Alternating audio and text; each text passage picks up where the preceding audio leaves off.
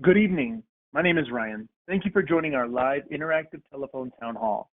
We are hosting tonight's event to give Congresswoman Spanberger the opportunity to hear directly from you and answer your questions about the issues facing Virginia's families, seniors, and economy. As I mentioned, this event is an interactive forum. Congresswoman Spanberger will be taking as many questions as she possibly can during this event. If you have a question, you can press *3 on your phone's keypad at any time. Again, that's *3 on your phone's keypad at any time, and you'll be placed in line to speak with a member of our staff. They'll take down your name and where you're calling from. And the next time you hear your name, you'll be live on the call, and you'll be able to ask your question directly. You can also ask a question by submitting one through the portal below the online streaming player if you're watching it there at spanberger.house.gov. Again, that's spanberger.house.gov/live to see the broadcast. If you are watching on Facebook Live tonight and wish to ask the Congresswoman a question, we encourage you to visit the online streaming portal so you can submit your question there. Additionally, if you would like to receive updates from our office via email, please press *6 on your phone's keypad at any time, and an operator will collect your email address.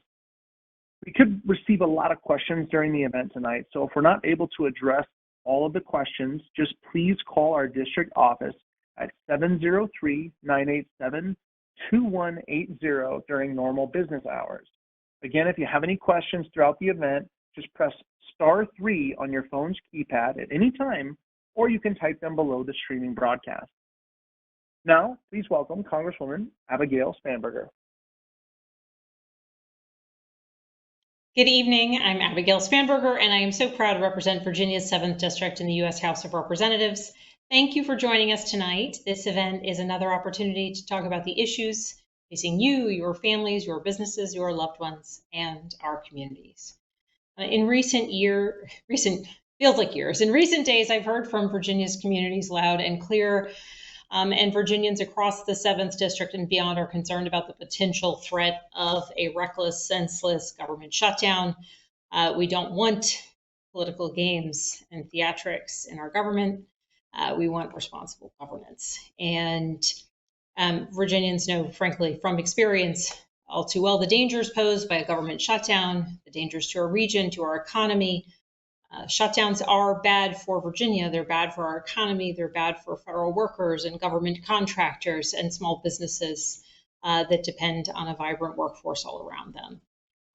If Congress, and particularly the House GOP, allows a government shutdown to occur, there will be thousands of Virginia workers, particularly across Northern Virginia and coastal Virginia and everywhere in between, who will be laid off, furloughed, forced to work without pay, and that is unacceptable. As I said in my last town hall, I've been laser focused on ringing the alarm bell for my colleagues, making clear that a shutdown would have severe impact on our state's economy, on the people I represent in Virginia's 7th District, and on our national security. And as I said last week at an event in Woodbridge with the Prince William County Chamber of Commerce, our top priority as a Congress needs to be preventing a government shutdown, doing the very basics of our job, which is to actually pass funding bills and to govern. And we have a lot to do. We have to get our 2023 Farm Bill done. We have to address the fentanyl crisis. We have list after list of legislative priorities that we must bring before the House of Representatives. And we cannot do that if we cannot fulfill one of our most basic obligations, which is the function of our government. So no matter what happens over the next over the next few days, please know that our office is here for you. We're here to answer any questions. We are here to advocate for the best interests of you, your family, and our fellow Virginians. If you or a loved one needs assistance in the event of a potential government shutdown or for any issue with a federal agency, please be in touch with my district office at 703-987-2180. You can also go to spanberger.house.gov. Thank you for joining us tonight. I'm sure there will be questions related to this issue of avoiding a shutdown. I will speak to it further throughout the course of the evening. But I thank you for being here tonight. I look forward to taking your questions, and I thank you for the privilege of representing you. Thank you, Congresswoman. Let's get into the calls.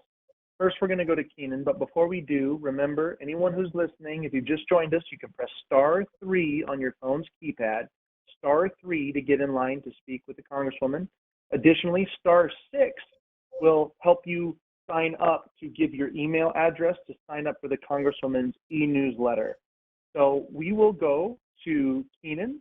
Keenan, go ahead with your question. Yes, and thank you for giving us the time to ask questions. My question is about this immigration, how a lot of immigrants are coming and they're getting free housing and free food, and there's like people like us who are struggling, who people are getting evicted, groceries are going high, gas is high, and not only just the what's the process of what we're doing with the immigration? I know it's like Congress is blaming the Senate's blaming the president, y'all blaming the president, and I think as a Democrat Party, I think we're picking the wrong side of this issue. And what steps are y'all going to, one, help them, the people who are already in, find them jobs, because some of them they're not allowed to work. Some states won't allow them to work. So what's what we're going to do about this immigration issue? Well, Ian, thank you for this question about the broader question of immigration. I'm going to provide a variety of answers. The last point that you made, which is an important one, is that folks who come to the country seeking asylum, and while they're in that asylum process, they are limited in their ability to work, right? If they are here in the asylum process, that is in and of itself a legal status, but yet there are limitations put on their ability to work locally, which requires and creates a circumstance where nonprofits and community organizations and communities, states and localities, are then bearing the challenges of supporting families where there are people who are willing and able to work, but prohibited from doing so by our federal law. I was in a bipartisan meeting today where I'm in a group called the Problem Solvers Caucus. It's half Democrats, half Republicans. We work on some of the continuing sort of toughest issues that are part of our at the center of so many political challenges, immigration being one of them. And you were right. Frankly, it's everyone's fault that we haven't addressed our need for comprehensive immigration reform. There was a bill back in 2014 that's literally, at this point, almost 10 years ago, that had a path forward. It passed in the Senate, wasn't brought up in the House, and now we are where we are, and people still look to that as an occurrence. The reality is that one of the most straightforward things that we can do is ensure that people who are in the process of asylum, while they're waiting for their claim to be adjudicated one way or the other, that they are able to work locally, legally, and quickly. I hear from employers across industries, across our community, that they are having trouble finding a workforce, while there are people who are here legally. Being able to work is an important step. In addition, we need a far more comprehensive approach. And this is where I'll speak to something that's a step in the right direction. We haven't yet passed it in the House of Representatives, but there's a bill put forth by a Republican from Florida and a Democrat from Texas, two congresswomen who got in a room together for weeks and weeks and weeks and said, on both sides of the aisle, there's a lot of talking past each other, and they came forward with a bill called the Dignity Act. It is a expansive, bipartisan piece of legislation that addresses immigration reform as well as challenges to our border security system. And it's an important piece of legislation, and I continue to advocate for that bill to move forward. If there are amendments that might need to be made along the way, let's have that open discussion and that debate. But here we have an example of a bill that would, in a fairly comprehensive manner, address the real shortcomings and failures within our current both immigration system and efforts to secure our border. I hear you loud and clear. I think that it is far past time for Congress to take actual action. The issue of our failed immigration system is one that needs to be addressed. It benefits no one. It benefits those. It does not benefit those who dream of coming to the United States for a better life.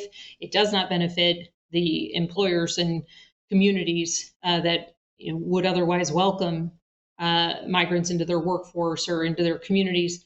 And it creates this ongoing, just negative, broken system that is far past time to fix. So thank you for raising this. I hear you loud and clear, and I would just point to an immediate fix as it relates to working permissions for those in the early stages of an asylum claim, but more comprehensive efforts that come in the form of the legislation I mentioned called the Dignity Act. Thanks, Keenan, for that question.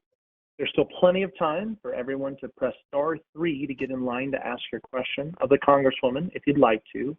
*3 on your phone's keypad. Next, we're going to go to Lori, a question about the government shutdown. Lori, you are live with Congresswoman Spanberger. Very difficult to come out of. Hello? Lori, you're live. Hi, Lori. Hi, Congresswoman. Nice to talk to you again. I have a question that's kind of burning a hole in everybody's pocket right now. Is the federal government is threatening to shut down again because nobody can come across and get a good budget planned. Should we be concerned and worried about this? Because the other side is saying they want to make this a painful closure and they want people to be hurt by this. Lori, thank you for this question. Let me just walk through the reality of where we are. We are closely approaching 10 days till the end of the month. That is the point in time when we either have to have our appropriations bills through or a continuing resolution in place. Currently, we have neither. I have been in various meetings and discussions all day. One, as I mentioned, in a bipartisan fashion, the Problem Solvers Caucus. It's a bipartisan group, Democrats and Republicans. We are working on a potential stopgap continuing resolution that could bring together Democrats and Republicans. There's some procedural efforts that folks on my side of the aisle are trying to put in place in the event that the Speaker of the House won't bring a bill forward. Thus far, what we have seen is that the Speaker of the House has indicated that he will not bring a bill forward if it requires Democrats to pass it. So what that is to mean, a bill that is unable to pass with just Republicans, and the difference there being the party in the majority, as opposed to being willing to pass a bill when folks like me say, bring us a bipartisan bill, and we will happily come forward and vote for it. And those, on his extreme right, who have been just creating major hardships throughout this process, don't have to vote for it because the vast majority of folks who focus on governing will be there. Now, the reality is that we should be passing a bill that can pass the House and pass the Senate and go to the president's desk. And so while there are no indications yet that the Speaker of the House will be willing to bring forth a bill that we know has a bipartisan path through the House, through the Senate, and to the president's desk, we are working to put some procedural possibilities in place through an effort called the discharge petition. All this to say, Lori, there's a very real possibility of a government shutdown. And I say that with great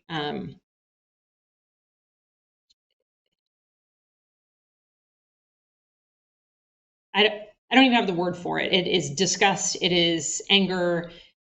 We had the entirety of the year to get where we are. And notably, knowing that we would be debating at what levels to fund the government, there was an agreement back in the spring when we were facing the potential of a default. There was an agreement made between the Speaker of the House and the President of the United States saying the funding levels that we would move towards with this appropriations process. And right now we are seeing that some folks across the aisle are attempting to renege completely or are reneging completely on that agreement, and unwilling to bring bills forward that would pass in a bipartisan manner through the House and through the Senate. So the danger of a shutdown is very, very real. I am focused on it. I will say one of the most horrific realities in this is that, and I'm sorry if I'm the one to inform you of this, in the case of a government shutdown, right, when federal employees and service members and contractors and small business owners and people throughout Virginia are impacted by the reality of a shutdown, members of Congress still get paid. It's the most extraordinary and grotesque aspect of all of this. So not that it fixes the situation that we are currently facing, but I have once again introduced legislation that would prohibit members of Congress from getting paid in the event of a shutdown. I think that perhaps if we knew we would be impacted, there would be far more people or far fewer people who'd be willing to play with the very function of our government as a bit of a political pawn. Lori, your question was whether or not people should be concerned, whether or not there's the possibility. The possibility is very real. I'm doing everything possible to try and avoid that. But right now, other than very aggressive conversations trying to get funding to move forward, there are no clear indications at this point that there's a solution between now and the end of the month. There are still 10 days. I am so deeply sorry that we are yet again in this situation. I have been a federal employee through a government shutdown. I entered Congress during the longest government shutdown. I know how devastating even the conversations related to a shutdown are for so many families. But the reality is that there's a very, very real threat of one at the end of the month. Okay, thank you, Congresswoman. Next, we're going to go to William. Before we do, go ahead and press *3 on your phone's keypad, *3. And if you are watching the broadcast, remember at spanberger.house.gov/live, you can type in your question and we will be able to see it there and we can ask it on your behalf. So again, *3 to get in line to speak with the Congresswoman yourself, or just type in your question below the broadcast on our website. Next, William, questions about the VA and their delays. You're live with us, William. Go ahead. Yes, sir. Thank you for taking my call, Congressman.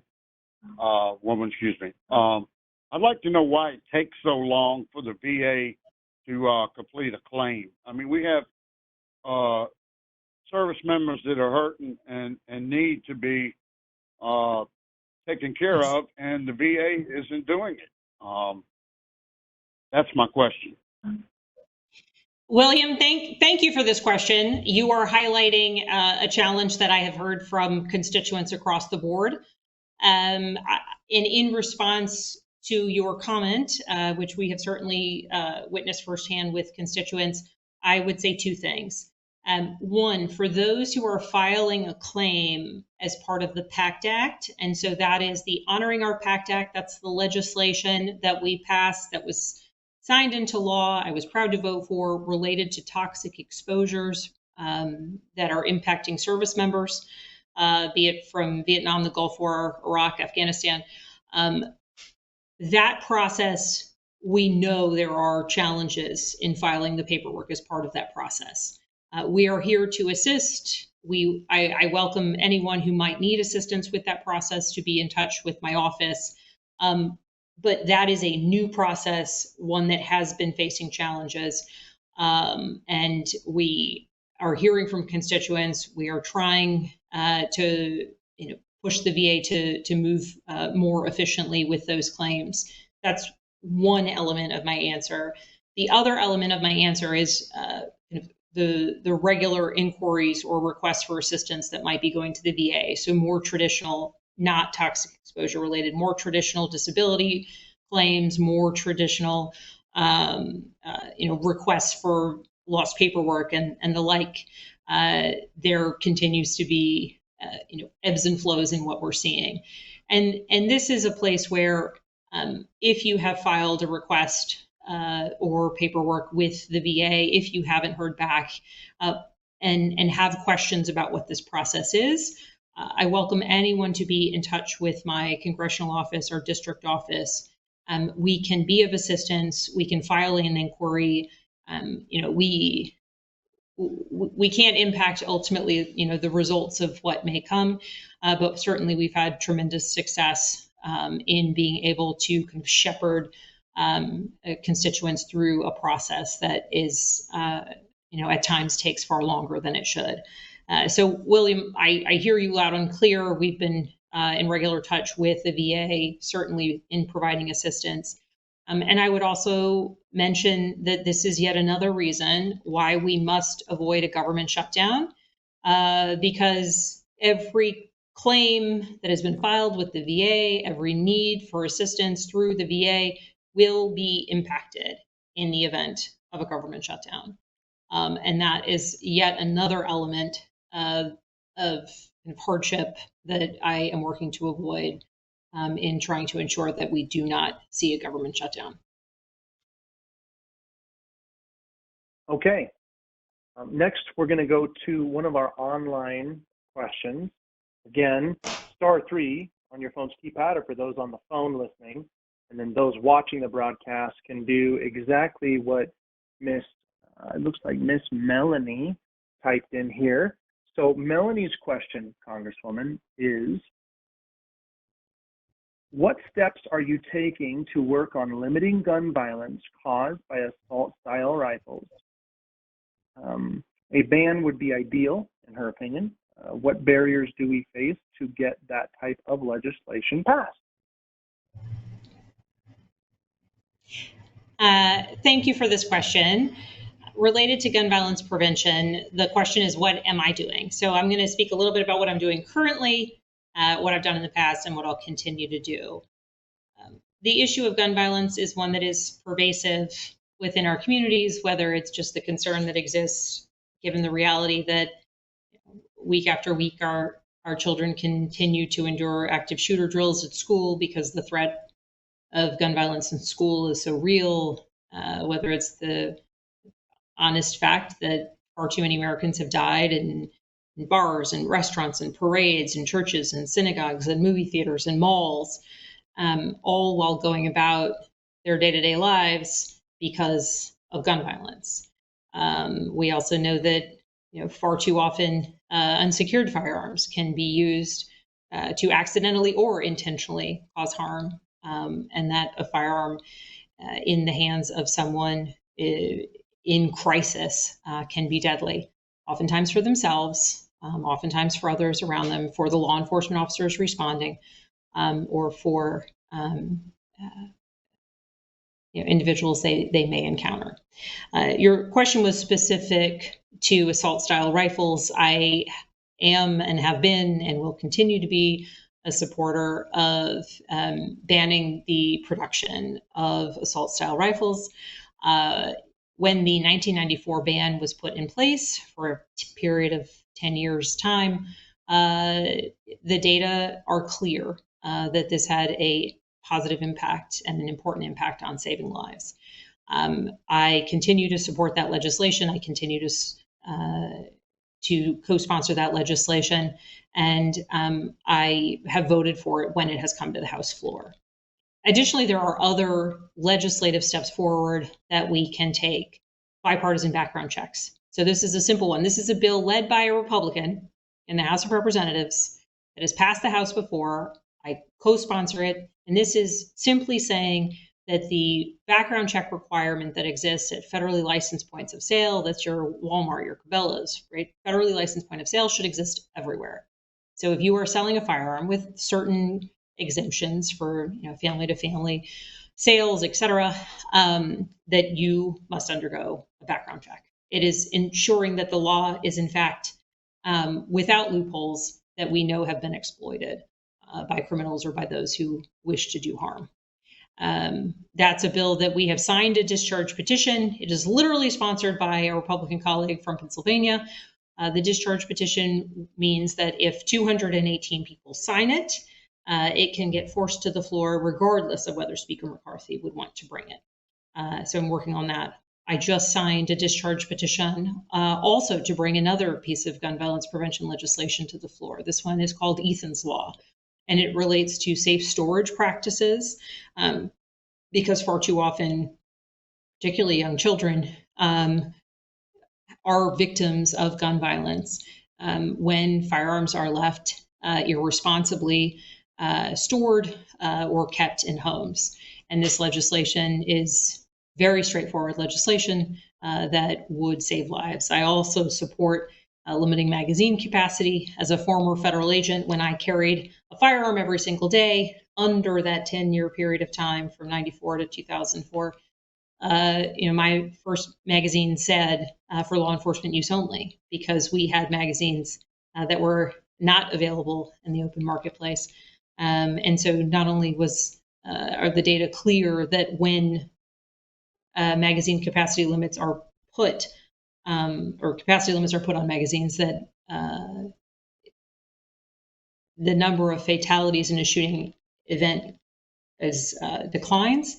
We also recognize, or I've experienced that in fact it gives a certain advantage to law enforcement, recognizing the circumstances on the ground. So thank you for this question. I'm going to continue to co-sponsor and talk about and advocate for legislation, sign discharge petitions when we must, in order to try and get these bills to move to the floor if Speaker McCarthy's unwilling to bring them. And I'm going to continue to advocate. I'll say, I've got 3 school-age children, and just the other day we got a note home, in fact, that my daughter had hit her head on a desk, and I thought it was a little bit curious. She's 9, and my husband clarified that in fact she had hit her head on the desk while climbing under the desk in the middle of an active shooter drill. And just the reality that day in and day out our kids are going through the stress and the worry that they might be next is, I think it's absolutely horrible as a parent to think about, and as a legislator, it's why I continue to be focused on making sure that we are taking action to save lives. And so that's why I support the legislation that I do. I support a lot more than what I've mentioned today, but I'll end it there. Thank you for the question, and welcome any follow-up questions that others may have. We are approaching the midway point of the broadcast, Congresswoman, and there's still plenty of time for people to press *3 if you're on the phone, *3 to get in line to speak with the Congresswoman, or *6 on your phone's keypad if you'd like to give your email address to the staff to sign up for the Congresswoman's e-newsletter to stay informed and up to date. Next, we are going to go to Kevin in Locust Grove with a question about Ukraine. Kevin, you're live. Congressman, can you hear me? I can hear you, Kevin. Listen, first I want to thank you for your previous service to this country, and primarily for the great work you've done for Virginia since you were elected to office. My question is this: as a former Marine, I'm considerably concerned about what appears to be, through the polling we see, the waning support for the Ukrainian effort to repel Putin's illegal invasion of their country. Not only does it seem that the American people may be growing a little bit war-weary, it seems that there's starting to be some waning support in our Congress, not the Senate necessarily, for the same effort, which may be exhibited in the bogus efforts to pass a funding bill that has no support for Ukraine in it. What's your sense of what's happening inside the Congress and how this is going to play out in terms of the next budget cycle, whether we will, in fact, put in enough funding support to keep the effort going forward during this counteroffensive season, especially as they go into the winter? Kevin, thank you for the question. Thank you for your service in the Marines. And thank you for, as I'll make the assumption, thank you for informing your thoughts in this question through the lens of your own service. So I unequivocally support our Ukrainian allies, and I stand with so many of my colleagues, Democrats and Republicans, who do. And I'm going to get to your questions related to the budget cycle in just a minute, but I want to explain why I support American support to Ukraine. And I think that we're probably aligned on this, Kevin, but for those who might be listening, currently it has been more than a year that the Ukrainians have been fighting on the ground, a devastating war, a war to repel Putin's illegal invasion of their country, right? Putin's army has committed war crimes on the ground. They have just razed entire towns. They have taken children. They have used sexual violence as a tool within war. They have killed civilians. The actions of Putin's army have been grotesque. And they have done it as they have invaded a sovereign nation. Right. And our role, the United States' role in this, is when this occurred, we took on a role of global leadership, which I am very proud has long been the United States' role on the world stage, a position of global leadership, bringing together our partners and allies in defense of democracy, in defense of what are our American democratic values. And we did that by bringing together our partner nations in support of Ukraine. That support has taken the form of military aid, communications aid, humanitarian aid, and the ability to pull people together, nations across the world, to provide the support and the aid that the Ukrainians need. And the lethal aid, that's military equipment for them to be able to wage this war. In some cases, that is us providing that lethal aid. In some cases, that's facilitating the provision of that lethal aid. If you look at the expenses and the money spent by countries the world over in support of our Ukrainian allies, as a percentage of the GDP, there are so many countries who have made far greater investments than the United States.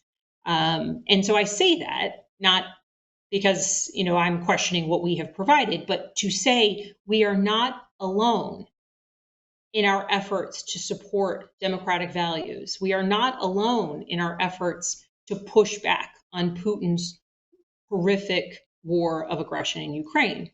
We are, in fact, leading so many of these partners who are committing in incredible resources to the cause of democracy.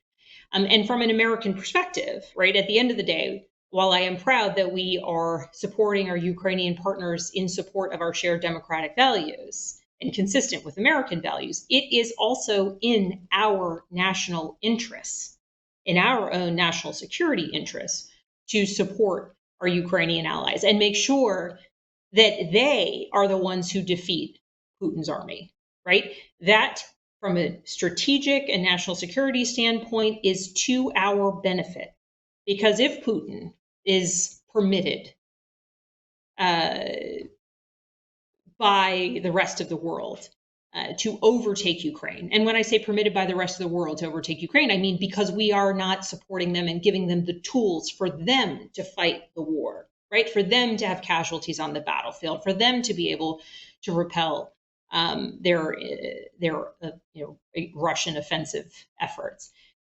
In the event that we do not help the Ukrainians defeat the Russians, then what comes next? Do they stop at Ukraine? Do they go to Poland? Do they go to Finland? The minute they cross over into one of our NATO ally countries' territories, the war is now ours at an entirely different level. It is now U.S. soldiers. It is now U.S. service members. It is now a level of engagement that, frankly, I, as a member of Congress, I, as a former national security professional, I, as a representative to so many active duty service members, that I want to avoid. And so the reality that we can defeat Putin and his authoritarian regime and his violent, like, war crime committing army by providing humanitarian and lethal and communications aid rather than committing our own soldiers to the fight is an extraordinary reality, and one that we should continue to support, not just because it supports our Ukrainian allies, but because it's also in our interests. As it relates to the budget cycle, I will say this: a broad, bipartisan cross-section of members of Congress in the House and in the Senate, Democrats and Republicans, support our continued support to Ukraine and are ready and wanting to continue supporting Ukraine. There are voices, particularly within the Freedom Caucus element, that are continuing to see doubt, not only with their constituents and with fellow Americans, but also within their caucus. And that's a very real threat. And to me, what it means is that members of Congress have to continue to speak openly and honestly to their constituents. I hope that's what you understand me to be doing now, about why supporting our Ukrainian allies is in our own interests and consistent with American values. And provided we can get Speaker McCarthy to bring a bill to the floor that includes support for our Ukrainian allies, it will pass. That I can tell you, that I can promise you. The question at hand is whether or not he will once again be influenced from kind of an extreme faction within his Republican caucus to not bring it. And for the time being, I applaud my colleagues, particularly those on the Republican side of the aisle, who are pushing back against some of the rhetoric, against some of the efforts to confuse the American people about the value and the importance and the clear priority that should be our ongoing support to Ukraine. It's important that they rebuke the voices that are getting louder and louder on their side of the aisle. And there's some really fantastic examples. And I'll say Don Bacon from Nebraska and Mike McCall from Texas are chief among them. Okay. All right, let's next go to Victor. Victor, you are live. Go ahead with your question, Victor. Yes, Congresswoman Spanberger, can you hear me? I can hear you. Okay, great. Yeah, so I also want to thank you for the work that you've been doing for the past few years for our district. Well, I think you just recently became the 7th district, but thank you for your service nonetheless. I am in Prince William County, and I had a question about the AUMF, 2002 AUMF. I know it's in the process of being repealed. I know the Senate has already repealed it this year. I have not really seen much movement in the House in regards to this, even though I know it is a bipartisan bill, and I know that people are eager to go ahead and repeal this in the House. So as a veteran, Army veteran myself, I'm pretty concerned that this is going to get overlooked with all the other things that are going on in Congress right now. So I guess the question here is, does it look like this bill is going to be brought to the floor anytime soon by Speaker McCarthy? And if not, would you consider doing like a discharge petition to get this this AUMF bill repealed? Thank you. That's a great question. Sorry, I'm a note taker if anybody's watching on the live stream and I look down. Want to make sure I get all the elements of Victor's question.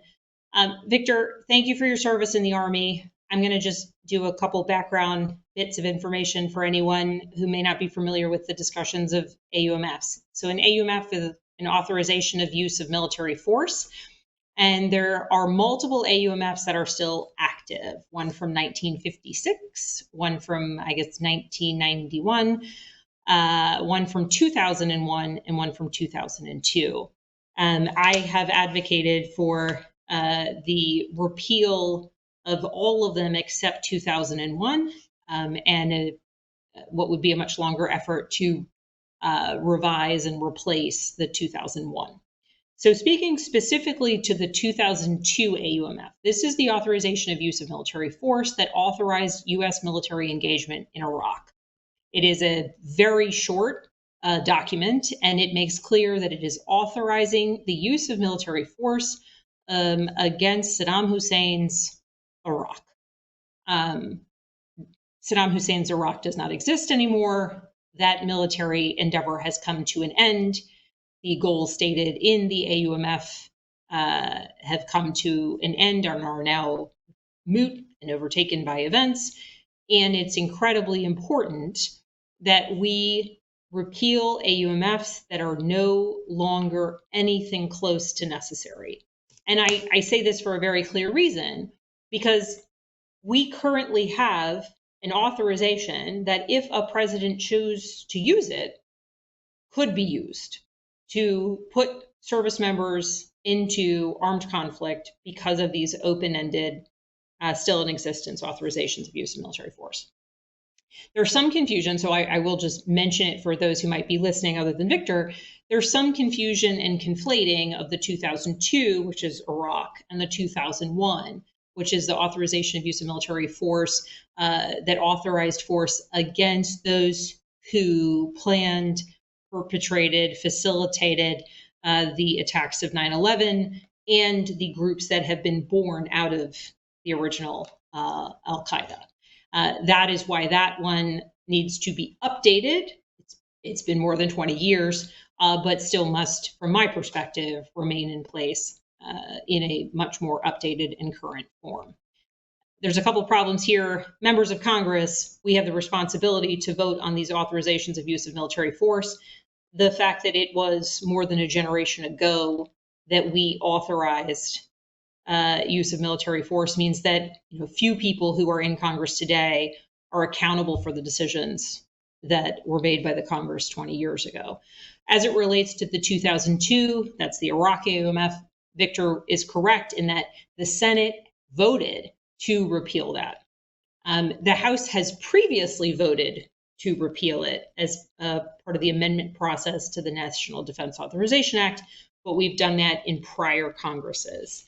I don't have a clear expectation that Speaker McCarthy would bring a repeal vote to the floor at the moment. However, it is my understanding that the Foreign Affairs Committee will hold a hearing.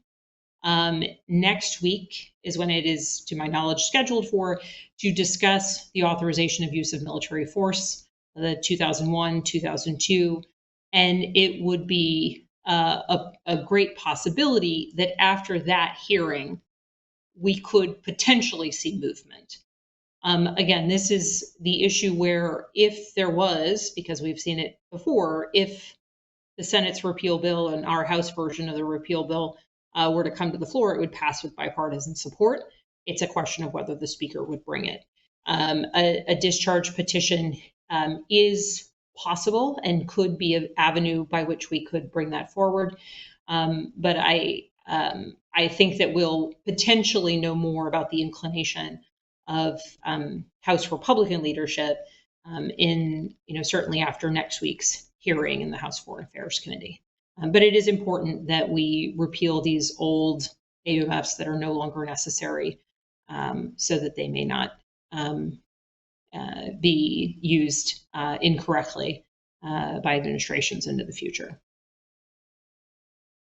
Okay, we're about three quarters of the way through the broadcast here. Next, we're going to go to Lawrence with a question about immigration and budget issues.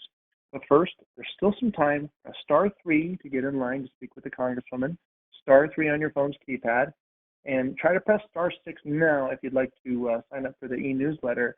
That way, there's plenty of time to get your email address and get you signed up. So *3 on your phone's keypad to get in line to speak with the Congresswoman, and *6 to give your email address to be able to receive the Congresswoman's e-newsletter. All right, Lawrence, go ahead with your question. You're live. Hello, how you doing? My name is Lawrence Watt. I live in here in Prince William County in Lake Ridge. And because, questions have to have context. I was in the Air Force. I volunteer as an EMT for Prince William County. I've been overseas in the military. I've been all over the place. I've done a lot of stuff. And I actually have three questions, but the third question is probably really quick. The first question is about the budget. So Okay. I've been working for the government for a long time, and I've been under shutdowns, I don't know, since probably 2000, and I want to say after Bush, during Obama years. And Yep. it's almost like, I know it's going to happen. It's like not that big of a deal anymore. It's kind of tiring. Why can't, I know I can't have everything. I've worked with people that definitely don't agree with some of the views that I have for a long time. Like I said, I've been to all over the country, all over the world, and that's okay. I've always been of a person that say, hey, look, let's just try to come to agreement. And, like with the budget, I never understood why aren't we working on this budget, sooner? The budget, we know the budget is coming due at a certain time. Okay, well, let's get this done. Well, why do we have to wait for the last minute? And I get politics and stuff like that. But I guess my question is that, why can't we, start coming up with ideas to try to solve this budget issue a little bit early? My second question is about immigration, and this is coming from me living overseas, working overseas, and volunteering part of a FEMA program for federal people to go down to the border and helping out Border Patrol. I lived in Central America for 5 years. I know how bad the border is, coming up. I know how bad the border is in Texas. I was in Texas. I know how bad it is. Is there anybody working on, a solution on, hey, like I said, nobody's going to get 100% of what everybody wants. But there's something that can be done. Like I said, I lived in Central America for 5 years, and I also, obviously I'm American, so I've lived over here. My wife is Central American. We have conversations. I know what's going on. So it's like, hey, what, we can do something. I don't understand why we can't just solve like certain issues or come to agreement. Why let the perfect be the enemy of the good? Yep. That's a great quote. That quote. And I'm sorry, I have to add this third question, and I apologize. And this is about more of like foreign policy, for Okay. like Russia. I've noticed, and I don't want to try to be like too offensive, but I've noticed, like within the media and probably more of my fellow Americans that they feel more they feel more empathetic with Russia and some of the things that they're doing, where I don't like Putin. I don't like Russia. I can roll with the people, but I don't understand why people like will say, hey, you know what? He's a strong man. That's cool. Or, they're attacking Ukraine. It's none of our business. I've never understood how, from working in the Cold War days, where my father come from and where I grew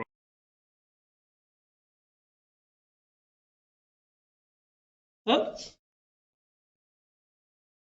Are you still there? I'm sorry, man? Oh, I wasn't sure if you were finished with your point. Oh, I'm sorry. I'll finish my point. I apologize. I don't want to take too much of your time, and I really appreciate your time. No, Lawrence, And Lawrence, I appreciate the question, but you blipped out for a minute, and I didn't know if you had if we had lost you. oh, okay. I guess just really quick, it's just like it just seems like more of our fellow Americans are more sympathetic with Russia, because of the media and because of other issues, and I just want to know, why, if you know why, if you have it, any idea why that's going on, and maybe I'm wrong, maybe I should be more symptomatic with Russia, which I don't agree with. I don't know. I just don't understand why people are starting to like what Putin is doing, and what's going on in Ukraine, and overall in the war in the world, what Russia is doing in Africa, just Russia in general. Horrible country. But anyway, thank you very much. I really do appreciate it, and thank you for listening to my question. Lawrence, thanks for your question. Well, your three questions. So I'm going to start with the Russia question first. I can't fully explain why it is that some of my colleagues on Capitol Hill or some of our fellow Americans would in any way defend Russia, defend Putin. The Russians are committing war crimes. The Russians are kidnapping Ukrainian children and raping and murdering and razing entire towns. The violence that they have inflicted upon a sovereign nation is grotesque. And it is completely consistent with American values that we would be aligned with those who are fighting for their very freedom, who are fighting for their democracy. And I recognize that there are some people who say it's on the other side of the world. It's not our fight. And certainly, we have been a nation at war for far too many years. And I know that there is a weariness within our society, but we are not fighting this war. We are taking a side in this war, and we are helping through our support a people that want to fight their own war be able to fight it. People whose nation has been invaded, whose fellow citizens have been murdered and tortured, and have witnessed horrific acts of violence against civilians. We are supporting the ability of those people to fight against their invaders, and to be able to have what they need to continue that fight. I cannot for a moment recognize any validity in any point that defends Russia. And Lawrence mentioned the Cold War. Sometimes I have these moments where I think,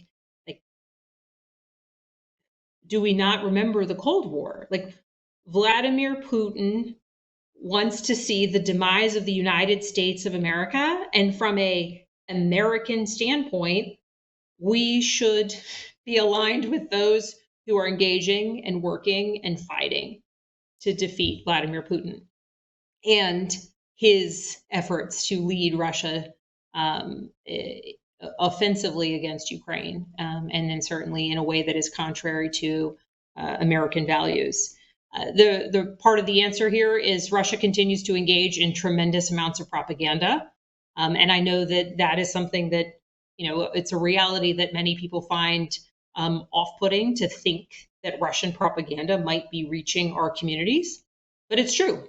I'm a former intelligence officer. I worked at CIA. I will tell you definitively that the Russians continue to, and certainly have for many years, going well back into the Cold War, have endeavored to push propaganda to influence American citizens, including lawmakers on Capitol Hill. It's a tale as old as time. It continues to happen.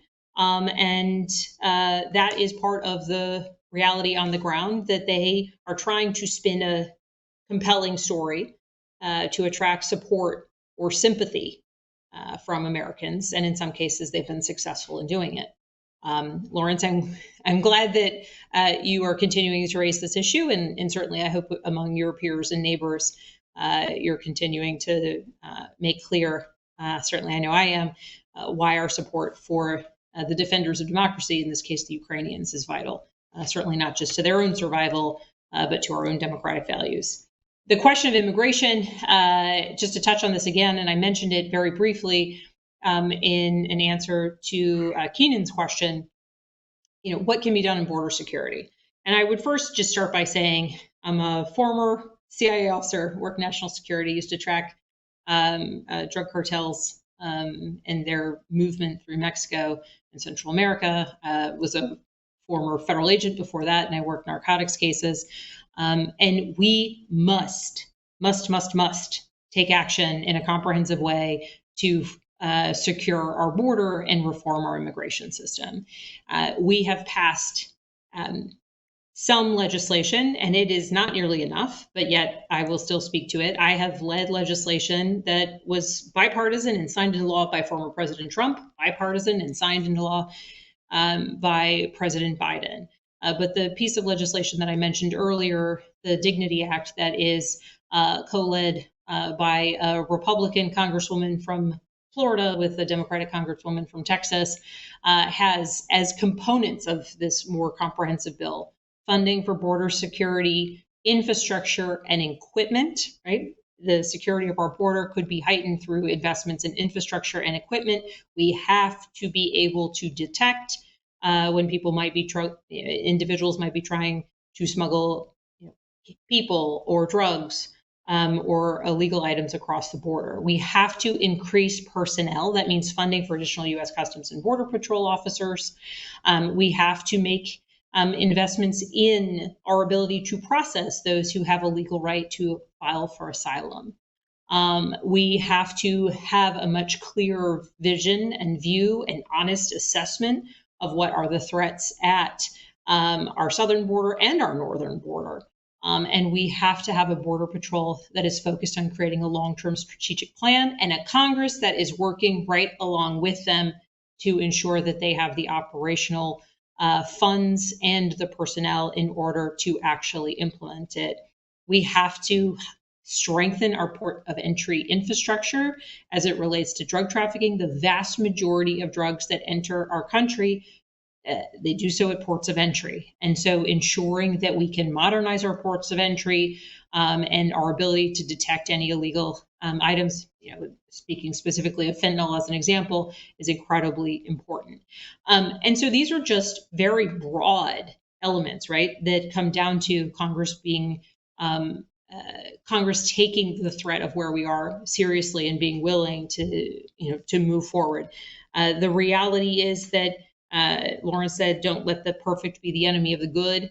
At times, this conversation becomes so polarized. And in fact, I'll mention this bill, the Dignity Act is the one that I've mentioned. I just mentioned a couple of elements of it. If I were writing a bill all by myself related to kind of a comprehensive border security and immigration reform, this wouldn't be the bill that I would write. But this is the bill that's written when Democrats and Republicans sit down and say, let's fix this problem. Let's come up with a comprehensive plan. We don't have to love it, but it has to be right for our country and it has to serve a purpose.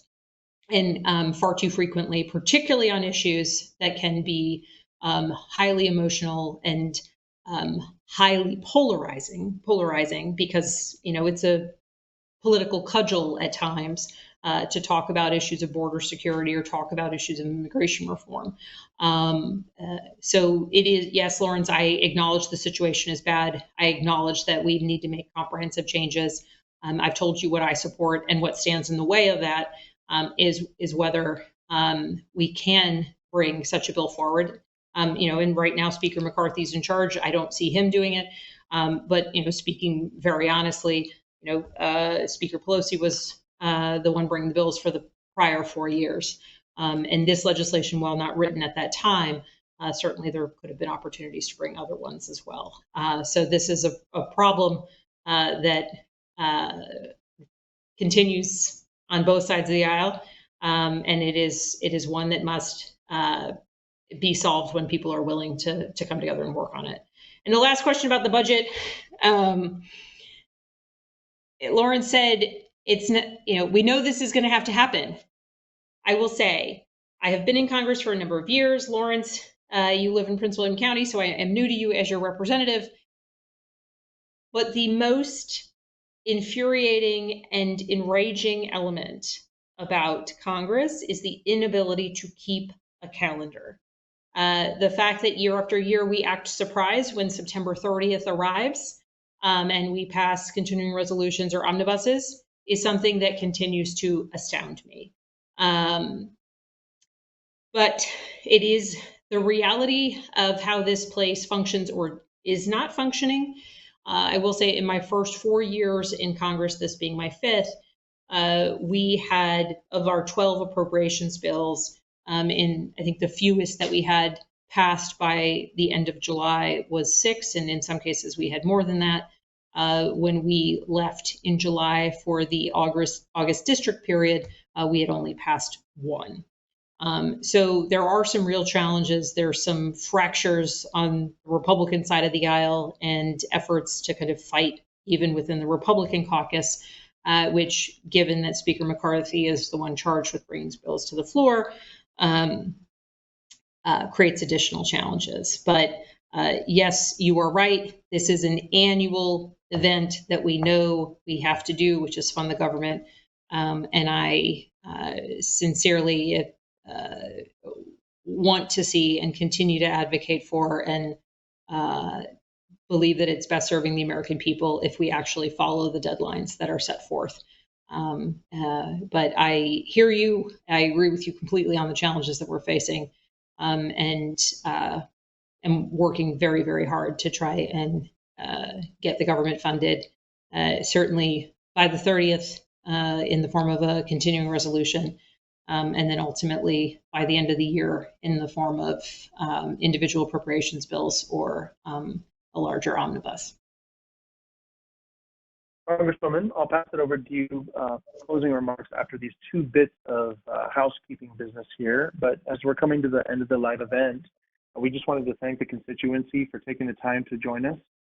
It was Virginia focused, and we're grateful you were able to spend some time with Congresswoman Abigail Spanberger. And we obviously weren't able to get to every single question that was asked, but certainly you can call our district office at 703-987-2180 during normal business hours. And you can always go to spanberger.house.gov. So Congresswoman, go ahead with the closing remarks. Thank you very much. Thank you to everyone who joined today. Thank you for your attention. Thank you for your questions. Thank you for your participation. Thank you for the privilege of representing you. We touched on a variety of issues, but I do want to just reinforce a couple elements here. If anyone has any questions or concerns related to a federal agency, we discussed VA benefits and the challenges of ensuring that folks are getting those in a timely fashion. If it's VA or Social Security or OPM, any federal agency, please be in touch with my office. We can file an inquiry and we can help answer any questions you might have about what that process is. I am proud of the fact that we have helped constituents, and in circumstances where it's back benefits, we have helped constituents receive the benefits that they have earned through their work over the years, and I'm proud of that. So please, if you have any concerns or challenges with the federal agency, be in touch.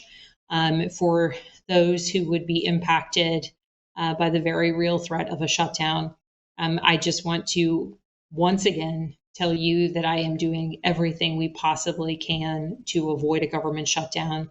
They are catastrophic. They are hurtful. They harm families. They are bad for our economy. They are bad for Virginia, and they hurt the people that I represent.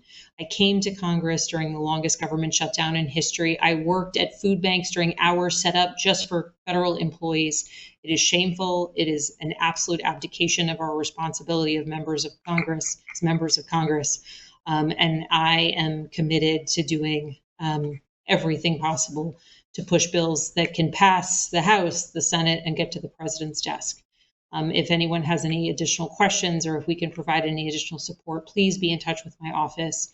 But please know that not for a minute do I not understand the very, very grave and very, very dire impact that a government shutdown has on some members of our community. And I thank you for the opportunity to advocate on your behalf, and I thank you for the opportunity to serve as your representative. So thank you very much to everyone.